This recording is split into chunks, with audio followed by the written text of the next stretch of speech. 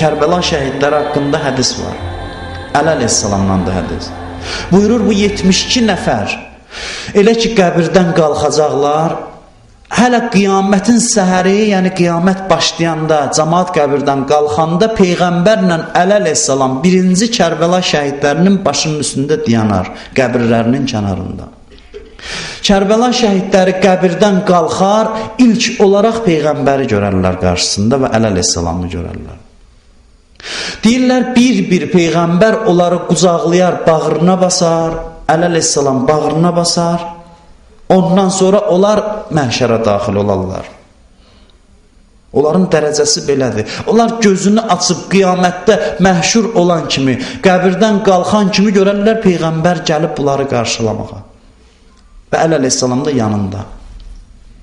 Onları bir-bir qucaqlayar, ondan sonra gələrlər Peyğəmbərlə bir yerdə